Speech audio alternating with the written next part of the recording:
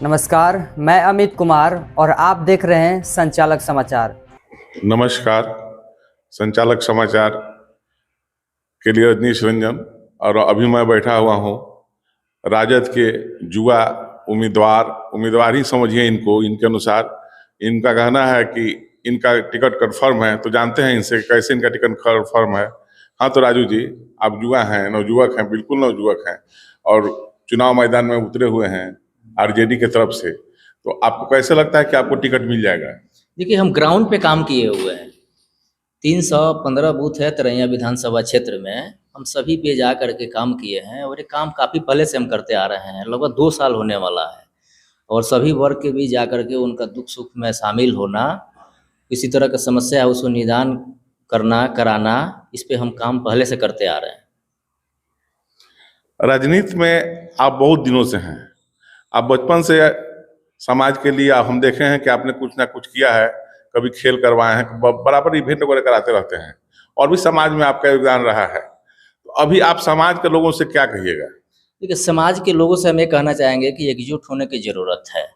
और बिहार में बेरोजगारी बहुत चरम सीमा पे है और स्कूल का जो व्यवस्था है बिल्कुल लच्चर है, स्वास्थ्य की व्यवस्था भी लच्चर है, करप्शन बहुत ज़्यादा है। इसलिए यही हम कहना चाहेंगे कि नीतीश कुमार को मुखार फेंकिए आप लोग। जब साधु जी लालू जी के बहुत करीब थे, उस समय से आप साधु जी के साथ हैं और इस तरह आपका लालू जी के घर से पारिवारिक संबंध रहा है। आपको लगता है कि आपको टिकट मिल जाएगा? बिल्कुल, बिल्कुल। हम तो काफ़ी पहले से लगे हुए हैं। आपको तो मालूम है कि आप 2001 में भी हमारा प्रेस कॉन्फ्रेंस था, आप उसमें शामिल हुए थे और हम विधिवत 2002 में आरजेडी में शामिल हुए और उस समय से हम काम कर रहे हैं। युवा नेता हैं तेजस्वी जी। तेजस्वी जी आपको कितना मानते हैं? तेजस्वी जी बहुत मानते हैं। हम लोग जो हैं तेजस्वी जी का देन है, लालू जी का देन है। अच्छा, बात करते हैं यहाँ के तरैया क्षेत्र के विधायक जी जो है आज हमारे यहाँ हैं। इन्होंने कहा है कि मैं जूता पॉलिश करवा के भेजता था और कपड़ा तो पहनते थे लालू जी। वो जूता पॉलिश करके दिया करते थे वो, समझ रहे हैं ना? जूता पॉलिश करना, ये सही बात बोल रहे हैं वो। बाकी कुछ बोले हैं वो बढ़ा चढ़ा के बोल दिए हैं, लेकिन ये सच्चाई है कि जूता पॉलिश करते थे और वहाँ उनके आगे पीछे भी किया करते थे। और इनके जैसा बहुत सारे नेता, सैकड़ों नेता हैं जो कि ये करते थे। सम्राट चौधरी जी भी हैं, बहुत सारे नेता हैं कि जितना नाम गिनाए वो कम है। जनक सिंह जी तरैया के लिए विधायक हैं। इन्होंने कुछ क्षेत्र में किया है, क्या किया है आपको दिखाई दे रहा है? देखिए, वर्तमान विधायक जनक सिंह जी का भी कोई काम नहीं दिखता है और पूर्व विधायक का भी कोई काम नहीं दिखता है। ये दोनों लोग जो है एक ही सिक्का के दो पहलू हैं। काम से कोई वास्ता ही नहीं है, केवल दलाली, कमीशन, इस पे ये लोग दोनों लोग काम करते हैं। अच्छा, तरैया का जो मूल तरैया विधानसभा में जो मूल समस्याएं हैं वो आपके नज़र में क्या है? देखिए, यहाँ कॉलेज की बहुत ज़रूरत है। कॉलेज नहीं है, कोई माने बीएड कॉलेज नहीं है, इसके बाद में कोई इंजीनियरिंग कॉलेज नहीं है, नहीं कोई मेडिकल कॉलेज, तो खैर बहुत बड़ी बात है, लेकिन हम यहाँ पे मेडिकल कॉलेज पे भी काम कर रहे हैं। तो आपकी प्राथमिकता में सबसे पहले वाली क्या होगी? देखिए, सबसे पहले तो यहाँ कॉलेज की ज़रूरत है। बीएड कॉलेज हो, पीजी कॉलेज हो, माने ग्रेजुएट कॉलेज हो, ये सब की ज़रूरत है। इस पे हम काम करेंगे और जित भ्रष्टाचार है इसको हम मुक्त बनाएंगे। कहाँ भ्रष्टाचार है? हर जगह भ्रष्टाचार है, थाना पे है, ब्लॉक पे है, पंचायत में है, जहाँ देखिए वहीं भ्रष्टाचार है, वहीं कमीशनखोरी है। रोड बन रहा है, उस पे विधायक कमीशन लेता है। अब भ्रष्टाचार ही भ्रष्टाचार है, या वर्तमान विधायक हो या पूर्व विधायक हो, ये दोनों लोग भ्रष्ट हैं। तो कैसे माना जाए कि जब आप आएंगे तो आप भ्रष्टाचार में नहीं लिप्त होंगे? बिल्कुल, हम इस पे काम करेंगे। हमारा कोई राजनीति, हम पैसा कमाने के लिए नहीं आए हैं। ऑलरेडी मेरा दवा कंपनी है, तो हमको पैसा की कोई ज़रूरत ही नहीं है। अब आप जानते हैं कि बचपन से हम समाज सेवा में हैं। आप पहले भी 2001 में 2 में भी आप मेरा कई प्रेस कॉन्फ्रेंस में शामिल हुए हैं, तो आप तो बढ़िया से जान रहे हैं कि पैसा कमाने के लिए हम नहीं हैं। पैसा से मेरा कोई वास्ता नहीं है। भगवान हमको इतना माने पर्याप्त मात्रा में मेरे पास पैसा आता है जो हमको जीवन में कभी पैसा कहीं गलत काम करके कमाने की जरूरत नहीं। टिकट बंटवारे को लेकर तेजस्वी जी ने जो नीति बनाई है उसके तहत आपको लगता है कि आपको टिकट मिलेगा? बिल्कुल। हम देखिए, हम ग्राउंड पे जाकर के काम कर रहे हैं। हर बूथ पे सभी समाज के लोग को हम जोड़ने का काम कर रहे हैं, उनके सुख दुख में शामिल हो रहे हैं, उनका कहीं इलाज कराना है वो वही कराते हैं, पैसा से मदद चाहिए उसमें भी शामिल होते हैं, कहीं पैरवी करना है उसमें भी शामिल होते हैं। अपने तरफ से हम भरपूर कोशिश करते हैं कि उस आदमी को मदद करें और बेहतर बनाने का काम करें।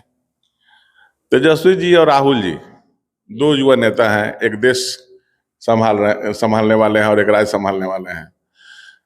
राहुल जी बहुत मानते हैं तेजस्वी जी को। आपका क्या क्या कहना है कि इसमें टिकट का जो बंटवारा होगा दोनों के बीच में सहमति बन जाएगी? बिल्कुल बिल्कुल सहमति बन जाएगी, आपस में परिवार की बात है और बड़े लेवल पे हमको नहीं लग रहा है किसी तरह का टिकट को लेकर के कन्फ्यूजन है। ये जो अपने कुछ प्रदेश के नेता है वो लोग कुछ अफवाह फैलाते हैं आपसी स्वार्थ में, लेकिन राष्ट्रीय अध्यक्ष जो हैं उनके तरफ से, राहुल जी के तरफ से ऐसा कहीं कुछ नहीं है। सब लोग में काफ़ी अच्छा से जो भी करना है वो सहमति बन चुका है। तो राजू जी एक बात बताइए कि इतरैया में राजद में बहुत सारे लोग हैं जो टिकट के दावेदार हैं। यहाँ हमको लगता है कि यहाँ विपक्ष में उतना दावेदार नहीं है जितना इस पक्ष में दावेदार है। तो सारे दावेदार अपने आप को ये मान के चल रहे हैं कि हमको टिकट मिल ही जाएगा। ऐसे में आप इन लोगों के बीच कहाँ पाते हैं?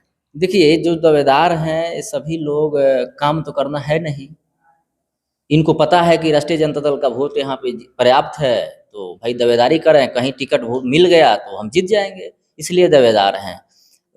बीजेपी में इसलिए दावेदार नहीं है कि बीजेपी का वोट ही नहीं है। बीजेपी के जीतने के पीछे पूर्व विधायक और एक और निर्दलीय प्रत्याशी का योगदान रहा है जिसके कारण वो जीते हुए हैं, नहीं तो यहाँ भाजपा का कभी जीवन में यहाँ खाता भी नहीं खुलने वाला है।